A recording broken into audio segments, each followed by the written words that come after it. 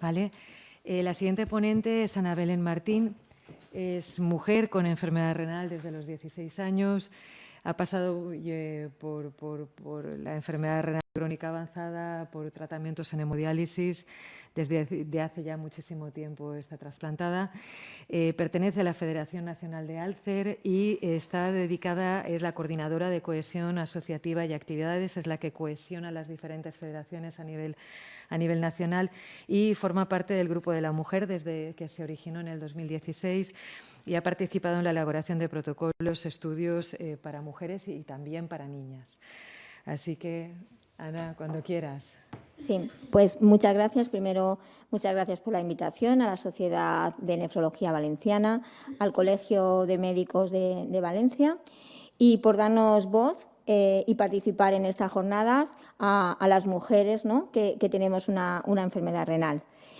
Antes de comenzar, quería añadir a la compañera María del Mar que nosotros, las pacientes, también llevamos representadas por hombres, es decir, nunca ha habido una presidenta en la federación. Entonces, claro, nos sumamos también a esto, ¿vale? A ver si conseguimos, hemos hecho campañas para empoderar a las mujeres que lideran las entidades provinciales, pero es complicado, es muy complicado.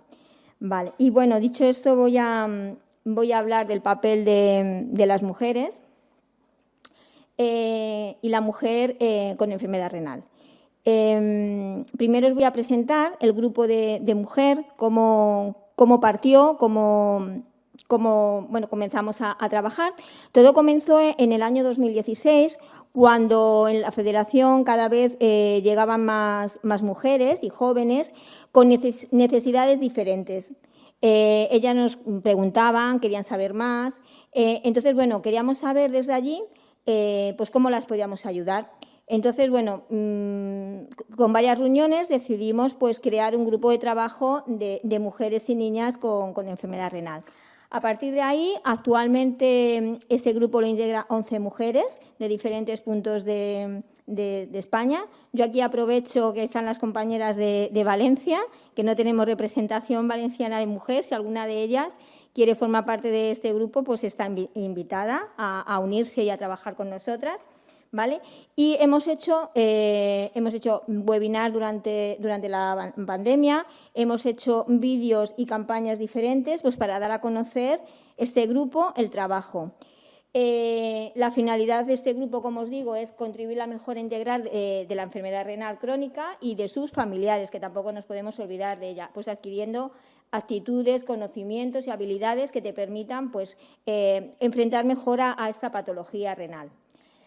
Los objetivos principales del grupo de mujer es promover la igualdad de oportunidades dentro del colectivo de mujeres con enfermedad renal, mejorar la competencia, me voy a poner la gafa mejor, que es que así voy a ver mejor, competencia interpersonal trabajando las habilidades sociales, mejorar la autoestima, ¿vale? Porque hay que tener en cuenta que son mujeres que llegan con una autoestima muy baja, su calidad afectiva y sexual, ¿vale? Reducir esa ansiedad con terapias y diferentes sesiones y grupos, sensibilizar a los agentes sociales, ¿no?, de que tenemos esta situación con las mujeres y niñas con enfermedad renal, ¿vale? Y fomentar, bueno, a través de las asociaciones Alcer, pues la implicación también en el grupo y detectar pues, casos de mujeres o niñas que puedan necesitar de ello. Ahora os voy a presentar, cuando nosotros comenzamos a trabajar y a hacer diferentes campañas, etcétera, llegamos a la conclusión, todas las compañeras, de que para poder seguir avanzando necesitábamos saber el perfil de una mujer con enfermedad renal, qué es lo que necesitan y a qué nos vamos a enfrentar, ¿no?, a qué tipo de mujeres. Entonces, bueno, se distribuyeron diferentes cuestionarios a través de tenemos 53 entidades en toda España, pues a través de las entidades de la Federación Nacional Alcer, pues cuestionarios donde se recogían los datos demográficos, sanitarios, socioeconómicos, de diagnóstico y atención sanitaria, la red de apoyo de la familia y del hogar, ¿vale?, su situación laboral ¿vale? Y el uso de los recursos, ¿no? que tenemos las mujeres, ¿vale? Y además hicimos grupos de discusión, ¿vale? Como en presenciales, con mujeres que tenían enfermedad renal. Entonces, grupo de discusión donde debatíamos, estuvieron muy interesantes y de ahí sacamos muchas pistas para este informe, ¿vale? ¿Qué objetivos hemos conseguido? Acercarnos y conocer la situación actual de las mujeres, situación económica y laboral de las mujeres en España con enfermedad crónica, recoger y analizar la valoración y percepción de las mujeres con la enfermedad y diseñar actividades y programas dirigidos a las necesidades que hemos detectado. Vale. Recogimos más de 250 cuestionarios, encuestas de mujeres con enfermedad. Las edades eran comprendidas, las más jóvenes de 19 años a la más mayor que tenía 93 años. ¿Vale? Participaron al final 40 provincias de España, ¿vale? Y en los diferentes tratamientos. Estaban en ERCA, en diálisis peritoneal, hemodiálisis o trasplante. Partimos que la edad media fueron de 49 años y la formación que tenían estas mujeres principalmente eran estudios universitarios, ¿vale? Que eran 67 y en contrapartida 60 con estudios primarios. La convivencia que tenían estas mujeres, principalmente el 52% que eran mujeres casadas o vivían en pareja, ¿vale? Y de ellas el 60% tenía un hijo, el 31% tenían 2 hijos y solamente un 9% tenían 3 hijos más. Vale. El tratamiento, un 51% era en tratamiento de trasplante, ¿vale? Y tratamientos domiciliarios era la menos encuesta recogida, que era casi un 8%. Vale. De todos ellos también le preguntamos si habían estado trasplantadas, ¿vale? Y cuánto tiempo llevaban o habían estado trasplantadas. Entonces, un 28,57 habían estado entre 1 y 3 años, ¿vale? Y la segunda opción, el 24%, llevaban o habían estado más de 10 años trasplantadas. Luego, sobre la discapacidad, hay que tener en cuenta que mujeres o hombres con enfermedad renal crónica son personas con una discapacidad, ¿vale? Reconocida. Entonces, el 66% de estas mujeres tenía al menos un 33% de discapacidad reconocida por el Inserso, ¿vale? Con lo cual, de ahí podemos partir para una futura contratación de persona con discapacidad o poder optar a una pensión no contributiva y de esta manera poder tener algún tipo de ingreso. La economía de estas mujeres, pues, era que el 46% de las mujeres cobraban una pensión, una incapacidad laboral principalmente, ¿vale? Y que solo un 5% tenían una invalidez por discapacidad. Si os dais cuenta, 74 solamente tenían unos ingresos de 500 a 1.000 euros. O sea, con eso quiero decir que un nivel socioeconómico bastante bajo. Teniendo en cuenta que solamente el 5% de esas mujeres que tenían reconocida la discapacidad no estaban bien informadas, es decir, no las habían informado bien de que con ese tipo de grado de discapacidad tú podías optar a una pensión no contributiva, con lo cual ahí notamos que en el camino se había perdido información a las mujeres para poder cobrar al menos una pensión no contributiva que tenían derecho como persona con discapacidad. Vale. La situación laboral de las mujeres era que solo el 35% de las mujeres estaban trabajando, ¿vale? De las encuestadas, ¿vale? Y antes del diagnóstico de su enfermedad, ¿vale? O sea, realizaban la misma actividad laboral antes del diagnóstico de su enfermedad, ¿vale? Con lo cual, bueno, depende del trabajo, porque, bueno... Ay, no, bien saltado esto. Vale. De esas, principalmente el 61% de estas mujeres que estaban trabajando estaban trasplantadas, frente solamente a un 3% en diálisis peritoneal, solamente el 3% estaban trabajando, o un 6% solamente en hemodiálisis, ¿vale? Y luego, de las que conservaban su puesto de trabajo el mismo antes de empezar con el tratamiento sustitutivo, ¿vale? Era un 51%, la mitad de las mujeres.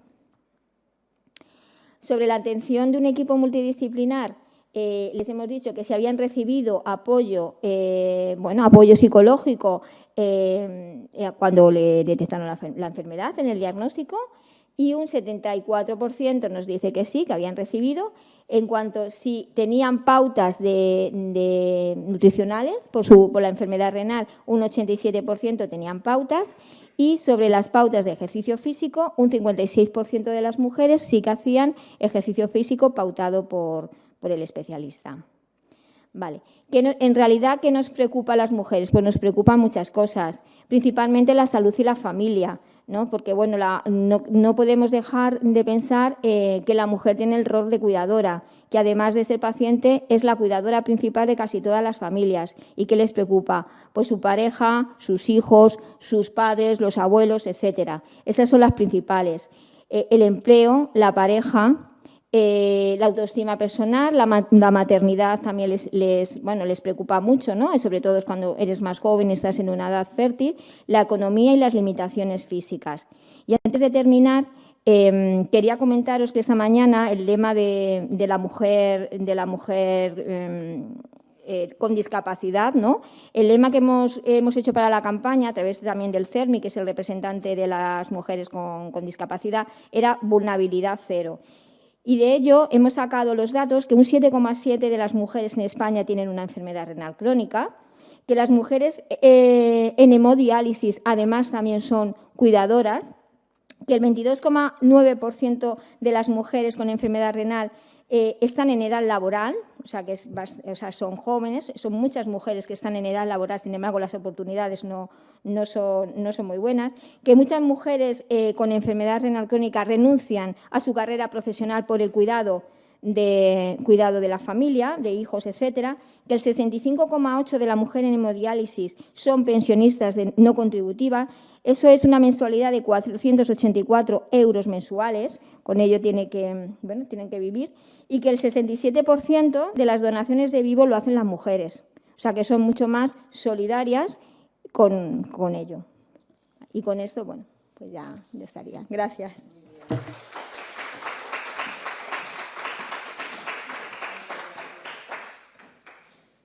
Yo creo que vuelve. Que las dos, la verdad es que las dos ponencias han sido complementarias, han sido perfectas. Yo creo que han explicado muy bien un poco el espectro en el que nos movemos. Y si alguien del público tiene alguna pregunta, por favor. Bueno, pues empiezo yo. Por ejemplo, empiezo. María del Mar, muchas gracias. Bueno, la primera pregunta, yo tengo preguntas yo creo que para casi todos. Tú que has analizado el tema de las mujeres en la ciencia de forma profunda a lo largo de toda tu evolución, ¿no?, profesional, ¿qué es lo que nos falta a las mujeres para poder acceder a esos puestos de gestión o esos puestos directivos? ¿Qué nos pasa? ¿Qué es el miedo? ¿Es la familia que nos tira para atrás? ¿Es el miedo a no hacerlo bien? ¿Es la presión de que parece que cuando una mujer está ahí todo el mundo está mirando a ver qué hace o qué deja de hacer? ¿Qué nos darías ¿qué nos dirías para darnos un empujón a dar ese paso adelante y asumir retos o a empoderarnos o a tener, no sé, cuéntanos? Bueno, la pregunta no es fácil de responder, ¿verdad? Son muchísimos los factores. Sí que me gustaría un poco enfocarla no hacia las mujeres, que nos falta a las mujeres. A las mujeres no nos falta nada. Las mujeres hemos demostrado y seguimos demostrando que tenemos talento, que tenemos capacidad, que tenemos habilidades, que podemos estar donde queramos estar.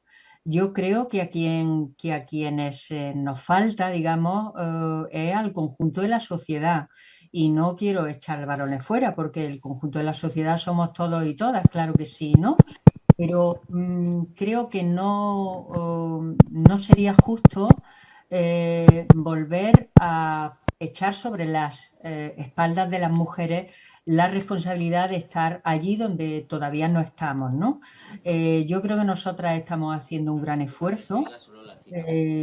Como sociedad también estamos haciendo esfuerzos, ¿no?, con las leyes, con las normas, con los protocolos, con la educación, ¿no? Con la educación, con la formación, con la sensibilización, con jornadas como esta, con la visibilización. Yo creo que es muy importante poner negro sobre blanco lo que, como es la foto de la realidad, porque todavía hay mucha gente, y yo diría que entre la gente joven y mujeres jóvenes también, que piensan que ya no existen estas desigualdades de género. Es decir, que ya hemos superado esto, que esto no es un problema de ellas, ¿no? Es un problema de, bueno, pues de otras generaciones, de las generaciones como la mía o como las de nuestras padres o nuestras madres, nuestras abuelas. No, la desigualdad de género sigue existiendo, y esas mujeres jóvenes que empiezan una carrera investigadora enseguida se topan con estas dificultades, con estas barreras, con estas,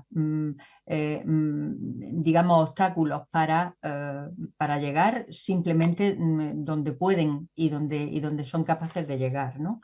Entonces, creo que hay mucho de empoderamiento de las mujeres y digamos, de educación. He dicho antes, he comentado que hay estudios incluso en niñas y niños de 6-7 años que muestran cómo ya a esa temprana edad las niñas se han socializado ya en una idea de que yo no voy a ser capaz de alcanzar determinadas cuotas de excelencia científica o investigadora, o no soy buena en matemáticas, por ejemplo, ¿no? Esto que tanto oímos decir y que además es mentira. Quiero decir que luego los resultados muestran otras cosas, ¿no? Desde ese nivel hasta el nivel más de instituciones organizativas, es decir, en nuestras propias instituciones, en nuestras propias sociedades científicas, tenemos que trabajar para que la equidad y la igualdad de género sean un hecho, ¿no? He oído antes a la presidenta del Colegio de Médicas y Médicos decir que solamente 8 colegios en España están presididos por mujeres. Bueno, pues esto es importante, no porque ese sea la meta, el objetivo, estar ahí, sino porque las mujeres, cuando estamos, transformamos la realidad. Y creo que es importante tenerlo en cuenta. No te he contestado muy concretamente porque recetas hay pocas, pero hay muchas medidas y estrategias, ¿no? Algunas se están poniendo en marcha, otras se deberían de poner en marcha, y todas deberían de ser evaluadas para ver cuáles funcionan mejor y peor. Pero no es una responsabilidad exclusivamente de las mujeres, yo no lo centraría ahí.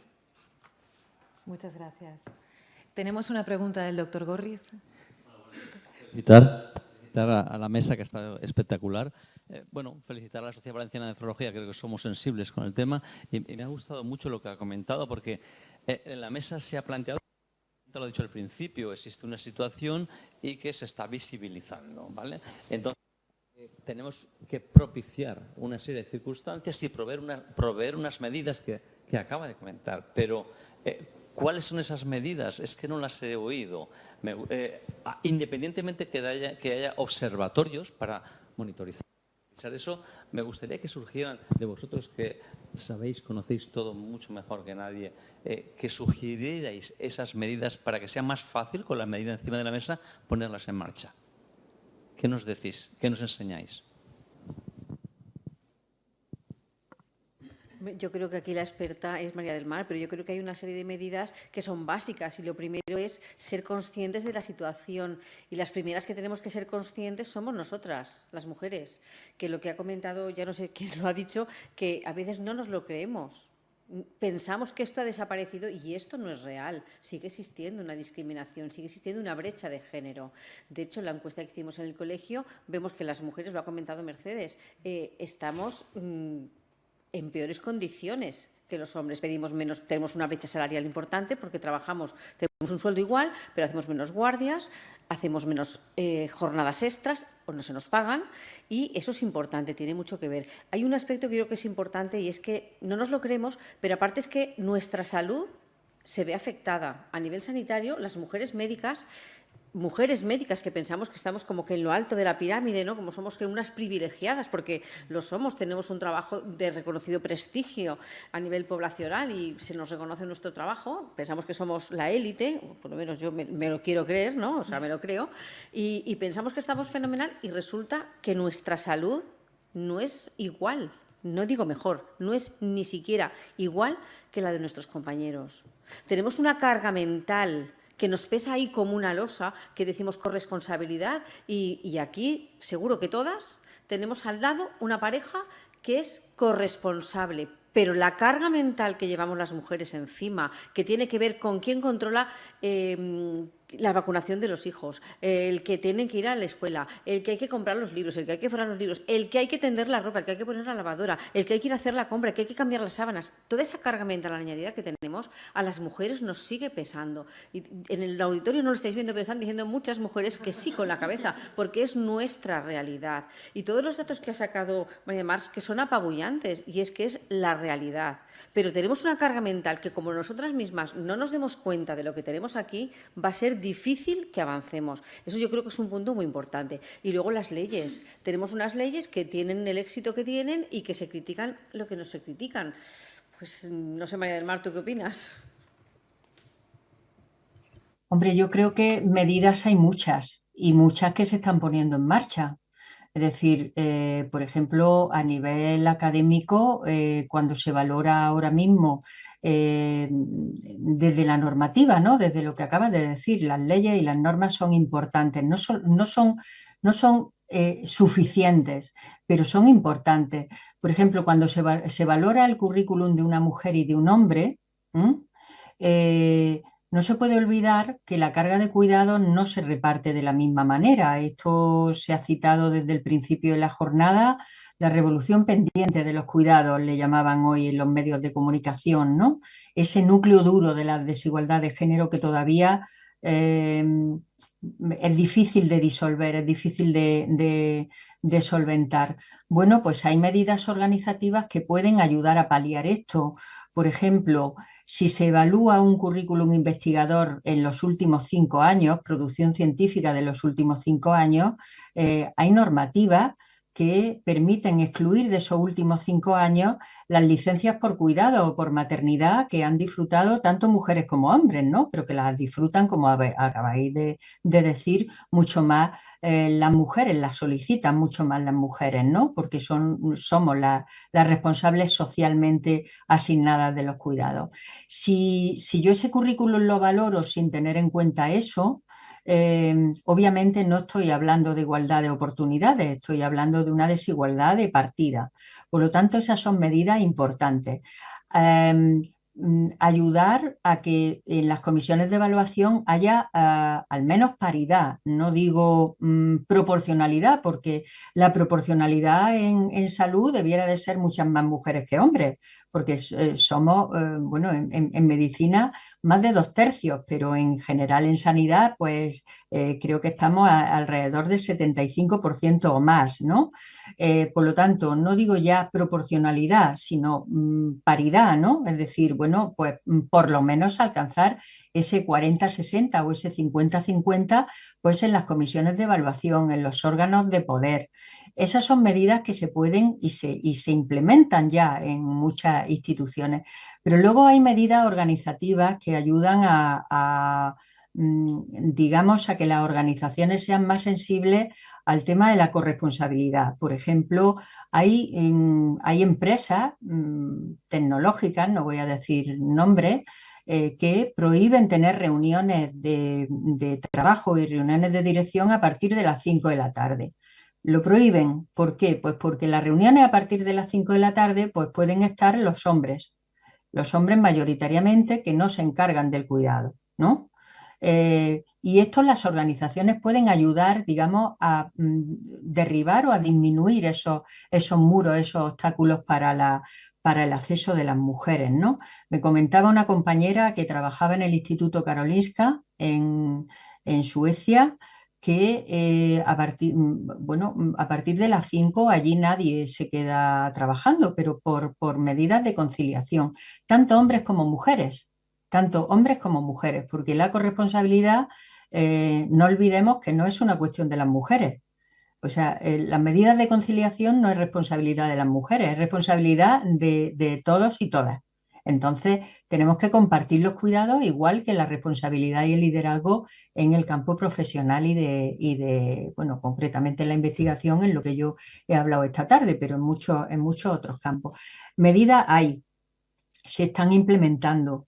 Lo que hay es que, creo yo, que generalizarlas, que evaluarlas y, bueno, y que valorizarlas, porque si estoy echando aquí un discurso más largo que la ponencia, perdonadme, pero si, como ha dicho la compañera, ni siquiera somos conscientes de que esa desigualdad existe, y que no es una cuestión de valoración moral, tú eres el malo, yo soy la buena, eso no nos lleva a ningún sitio, eso nos lleva exclusivamente al enfrentamiento y al desenfoque de los problemas, ¿no?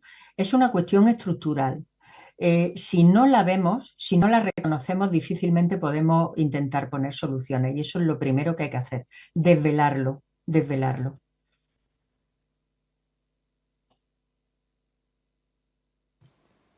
Otra pregunta. Hola, sí. Hola, yo tengo otra pregunta. Bueno, en cuanto al tema de la investigación, por ejemplo, mientras estabas dando la ponencia, a mí me recordó a la última vez que yo estaba intentando subir un paper a una revista.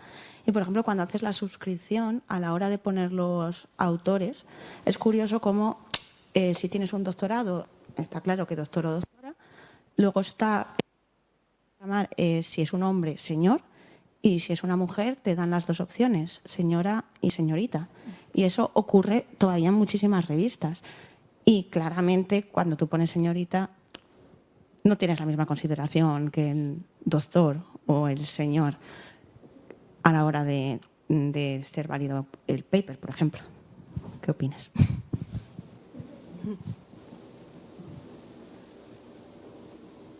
Hombre, yo creo que eso es una cosa que está clara y que no es ni siquiera ya un micromachismo, es un machismo en toda regla y eso es algo con lo que tenemos que lidiar y que hay que seguir luchando. Tú eres más jovencita, pero yo recuerdo que cuando te invitaban a algún evento, si eras hombre enseguida ponía señora de, la acompañante era la señora. Ahora, no me acuerdo cómo lo ponía exactamente, pero era señora, siempre era la señora la que acompañaba. Ahora ya ponen acompañante. Tenemos un lenguaje muy rico, el lenguaje castellano es muy rico y tenemos que empezar a utilizar el lenguaje inclusivo, que nos cuesta, claro que nos cuesta, pero lo que no se nombra no existe. Entonces, lo que existe también es nombrado, pues tendremos que empezar a ser conscientes y a exigir que eso desaparezca a todos los niveles. Entonces, yo creo que es un punto muy importante, ¿eh?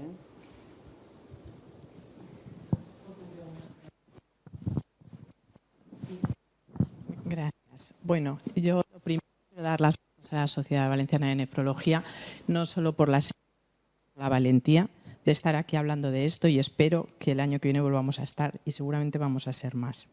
Esto es una carrera de fondo.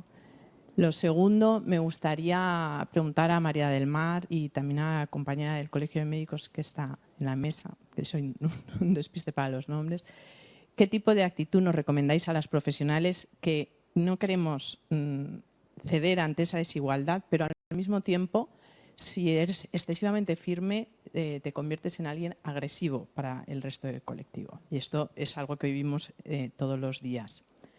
No sé si Asun puede decir algo también de su opinión respecto al reparto de tareas en nefrología entre mujeres y hombres, que no sé si se reparten por igual.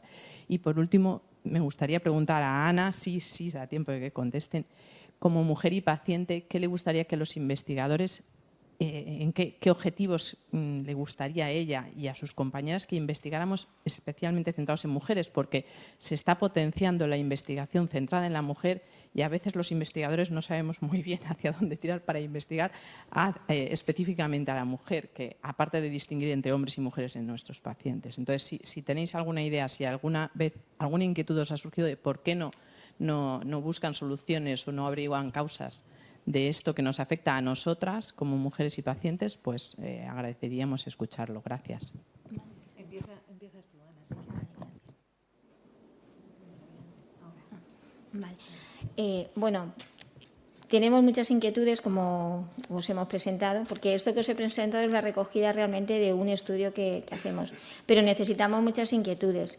Las mujeres necesitan mucha más información, saber el porqué, ¿no? El porqué, su vida afectiva, su vida sexual, qué es lo que pasa entre hombres y mujeres, una mujer con enfermedad renal o un hombre con enfermedad renal, porque no es lo mismo. Necesitamos más investigación y adelantar en mujeres, embarazo y mujer con enfermedad renal, por ejemplo, que es otra inquietud que tienen muchas de ellas.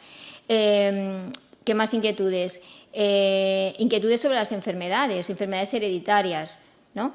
Que aunque afecta por igual, si tienes una enfermedad renal hereditaria, afecta por igual al hombre y a la mujer, pero al final, bueno, la mujer puede decidir, no necesitas hoy día una pareja para ser madre. Entonces, más información, porque yo tengo un caso mío personal, yo tengo una enfermedad renal hereditaria y a mí nadie me informó que yo podía transmitir esa enfermedad a mis hijos, ¿no?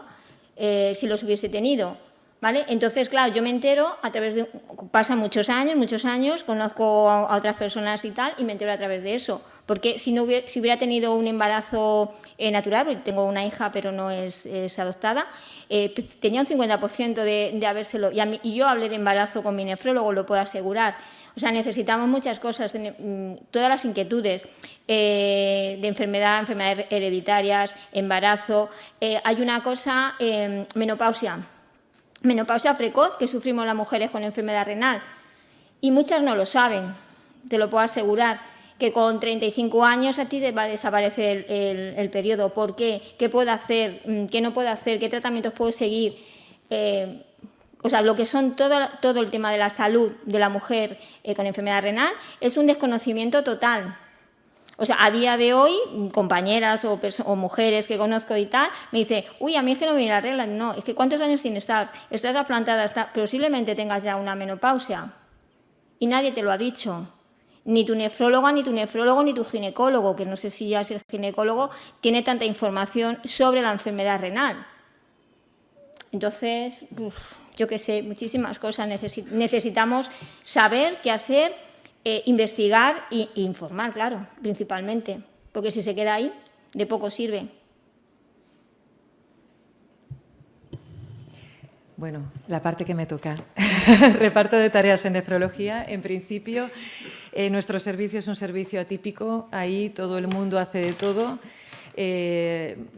Tenemos un 85% de plantilla que son mujeres en edad fértil, embarazos, bajas maternales, paternales, ahí cabe todo.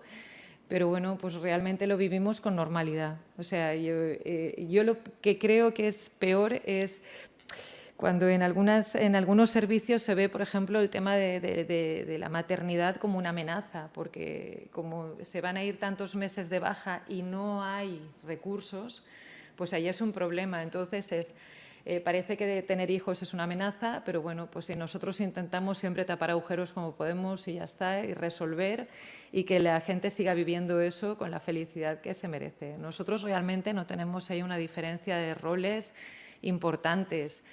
Es verdad que el único macho alfa que teníamos, que era el doctor Gorriz,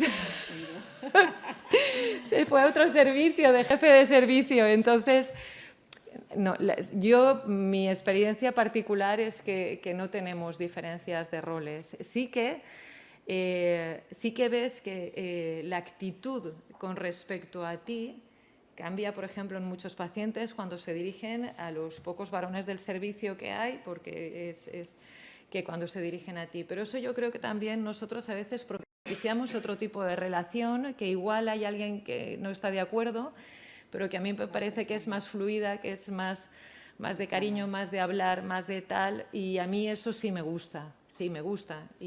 Pero bueno, eso yo creo que cada uno propicia un tipo de relación. Sí que hay una cosa que sí que me preocupa como profesionales, y es si nosotros estamos planteando los tratamientos o las alternativas terapéuticas del paciente con enfermedad renal con la misma intensidad o con la misma... ahora lo explicaré. Si es un varón que si es una mujer. Por ejemplo, el planteamiento de reinclusión en lista de espera. Cuando un injerto ha fracasado, por ejemplo, después de X años, y te planteas volver a meter al paciente en lista de espera de trasplante. Es un proceso mucho más complicado, más inmunosupresión, el paciente ya han pasado 15, 20 años, es mucho más mayor, es una situación más peliaguda, pero muchas veces cuando es una mujer, el estereotipo es el de la mujer que está cuidando de su esposo, que es mayor y tal, y dices, bueno, pues igual es que lo voy a trasplantar, más ingresos, tal. Esto va a ser una debacle a nivel familiar. Y sin embargo, cuando se lo vas a plantear al paciente varón, que lo único que hace es jugar a las cartas con los compañeros y tal, y eso también es otro estereotipo, perdón, pero lo es, pues muchas veces le dices, chico, no, sí, adelante, tal, no sé qué, que muchas veces yo creo que nosotros también tenemos que cambiar muchas cosas. Y nosotros sí que hemos hecho ahí una reflexión y yo muchas veces le digo a mis compañeras, invertir el sexo. Por favor, invertir los roles, invertir los papeles, lo que tenéis delante. Estamos haciendo lo mismo cuando es un hombre que es una mujer. Y simplemente el hecho de reflexionar si lo estás haciendo igual, yo creo que ya es importante para hacerlo un poco menos diferente.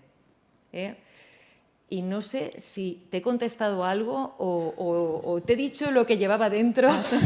Bueno, me has contestado y has abierto otra puerta que es muy interesante y que al año que viene podemos profundizar sobre esto, sobre nuestras actitudes según el sexo del paciente. Yo creo que también tenemos mucho que mejorar ahí, mucho seguro, que mejorar. estoy de acuerdo. ¿Y Rosa?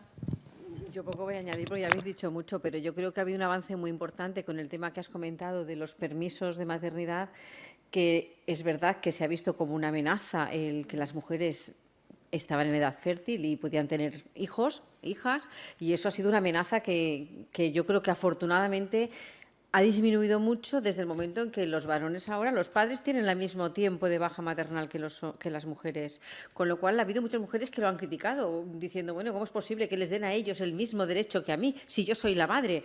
No, perdona, es que te están dando a ti la misma oportunidad que le están dando a él, o sea, te están dando la oportunidad de que tú no pierdas ese tiempo. Luego habría que ver de casa para adentro qué es lo que está ocurriendo, porque probablemente el hombre dedique mucho más tiempo a publicar, a avanzarse en los estudios que tiene pendientes o no, y eso es un tema que es importante. Y lo que has comentado yo lo veo crucial, ¿no? Tratamos, bueno, tu tema es que es un tema muy, muy, muy específico. Yo soy médica de familia y trabajo en atención primaria. Ponemos el mismo objetivo terapéutico y llegamos al mismo objetivo terapéutico, tenemos el mismo empeño en llegar al objetivo en hombres que en mujeres, ya te digo yo, no. Y hay multitud de estudios, que se lo sabe mucho mejor María del Mar que yo, que lo demuestran. No tratamos igual, los objetivos serán los mismos o serán los que sean, pero no llegamos igual. Y luego tenemos a Carme Valls, que ha escrito el libro de Mujeres Invisibles para la Ciencia, que yo creo que es muy demostrativo. Tenemos ejemplos de todo tipo. Cuando empezamos a hacer la encuesta del Colegio de Médicos, empecé a preguntar cosas así a los compañeros y compañeras, a ver lo que había. Y yo, hace ya unos pocos años, recuerdo que cuando yo era estudiante, yo estaba de lo que llamaba machaca en un servicio. Y entonces allí los volantes de las analíticas llegaban manuales porque no teníamos ordenadores. Y por escrito teníamos valor de normalidad de la hemoglobina, hombres, mujeres.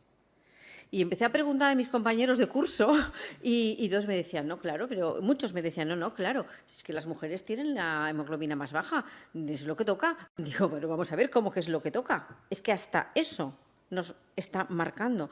¿Qué es lo que toca? Que la tengamos baja, sí, será lo normal, como término estadístico, porque nosotras tenemos una pérdida mensual que los hombres no tienen, pero eso no quiere decir que sea saludable. Entonces, aquí podríamos estar hablando, bueno, muy largo, pero creo que es un tema que tenemos que plantear para otro año. María del Mar, ¿querías añadir algo? No, solo comentar, creo que la compañera que ha preguntado también algo sobre actitudes digamos, más duras, ¿no?, de las mujeres o que son atacadas como agresivas, ¿no? Me ha parecido entender. Bueno, pues son este tipo de sesgos sexistas llamados inconscientes, que yo no sé si son tan inconscientes, ¿no?, pero que todavía siguen existiendo. Para las mujeres, digamos, guerreras, pues son mujeres tachadas de... Para una mujer, por ejemplo, ser tachada de ambiciosa es un insulto. Para un hombre, decir es un hombre ambicioso es un mérito, ¿no? Ellos son ambiciosos y son meritorios por ser ambiciosos. Nosotras somos ambiciosas y fíjate, una mujer ambiciosa no debe ser ambiciosa, ¿no?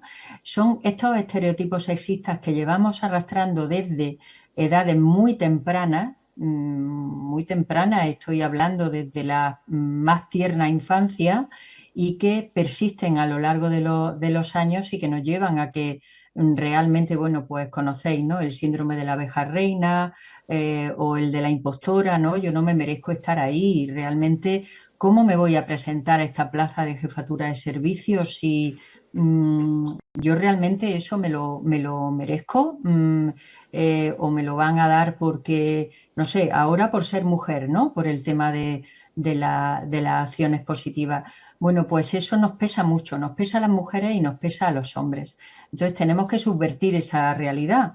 Pero yo creo que la manera de subvertirla, y me ha gustado mucho lo que ha comentado Asun, ¿no? De actitudes con pacientes, la manera de subvertirla no es hacernos pasar por hombres.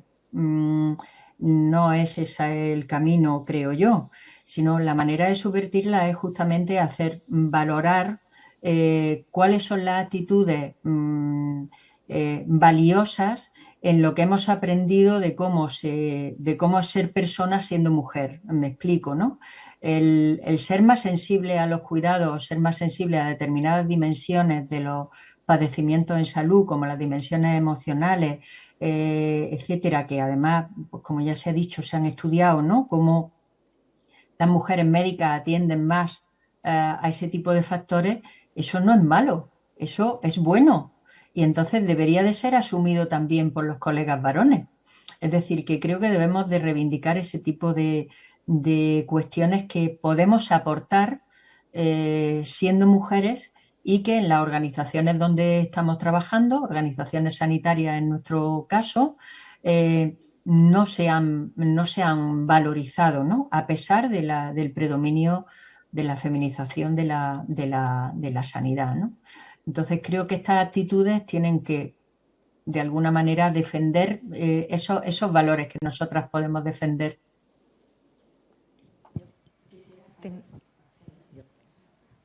No sé si me aclararé. Mira, que yo quería hacer una pregunta a María del Mar. Bueno, una pregunta, que me aclarase una cosa. Este año el número 1 del MIR de España era una mujer, claro, sacó el número 1. Y se le estuvo criticando muchísimo por el hecho... Es que no sé si... Se oye muy sí, bien. se oye, vale. Sí. Pues se le estuvo criticando muchísimo por el hecho de que había elegido la especialidad de dermatología. Y yo estuve leyendo unas declaraciones que hizo la chica y todo esto.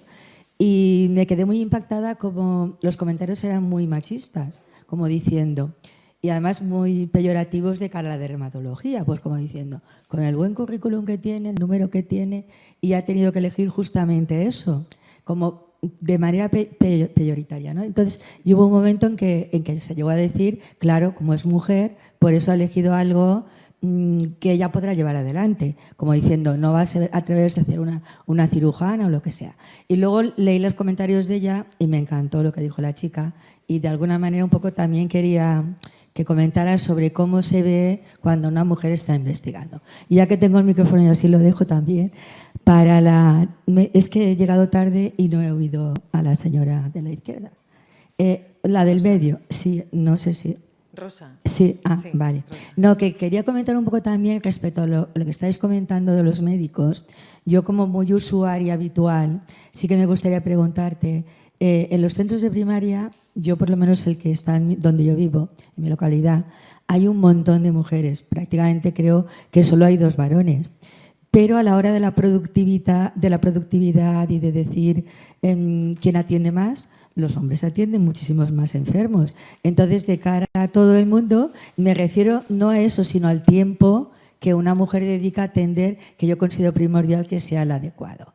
Y al mismo tiempo también te quería preguntar, como paciente de RC, una cosa que a mí me preocupa bastante, y es, no sé si será común a todas las enfermedades, pero el hecho de que nosotros sí vamos al nefrólogo, pero después cuando vas al médico parece que diga, eso que lo diga tu nefrólogo, a ver tu nefrólogo qué dice.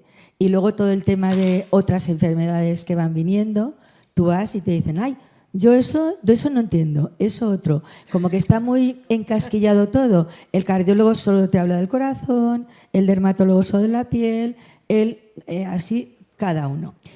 Y luego ya para Ana, ya sí, ya acabó. Te quería preguntar un poco lo que habéis comentado de la asistencia psicológica cuando estás enfermo, cuando caes, cuando vas. Yo hablo por mí, a mí nadie me dijo nada en ningún momento. Pero es que incluso luego cuando estuve en el centro de diálisis, tampoco nadie me explicó ni me contó que había centros de Alcer ni nada de todo eso. Entonces, si tú quieres buscarte una ayuda psicológica, te la tienes que pagar porque no hay. Y ya termino, que yo me enrollo mucho. Vale, gracias. Pues como quedáis. Empiezas tú, Ana, que te tienes que ir. Vale, pues eso, María José, es lo más habitual. O sea, no te creas que todo el mundo que, hombre o mujer en este caso, que le detectan una enfermedad renal, tiene el psicólogo esperándole en la puerta cuando sale la consulta de ERCA. Eso sería lo ideal. Es verdad que todavía falta esa información, ¿vale? Porque ni siquiera al paciente le dicen que puede tener un apoyo psicológico, que puede tener un apoyo nutricional, que es tan importante. Eso es como llegan los pacientes a Alcer, a la asociación. ¿Cuándo llegan los pacientes a la asociación? Cuando están en diálisis. En ERCA no llegan casi pacientes. ¿Por qué? Porque me lo ha dicho mi compañero de diálisis, que hay una asociación, que me quiero ir de vacaciones y vosotros me vais a ayudar a gestionar la plaza de diálisis. Es lo habitual. Eso es el 90% de los pacientes que llegan a las asociaciones. A partir de ahí ya, pues se le ofrece, una vez que llega a la asociación, se le va a informar de todas las posibilidades y todo el abanico que hay. Es decir, pues mire, hay un psicólogo, una psicóloga que le puede atender, un nutricionista, un trabajador social, etcétera, etcétera. Además, tenemos este grupo de autoayuda, además hacemos salidas, además hacemos esto, etcétera, etcétera. Pero realmente los pacientes que llegan a las asociaciones son pacientes en diálisis ya. En hemodiálisis, porque los que están en domiciliaria, que no hayan pasado por centro de diálisis, también los perdemos.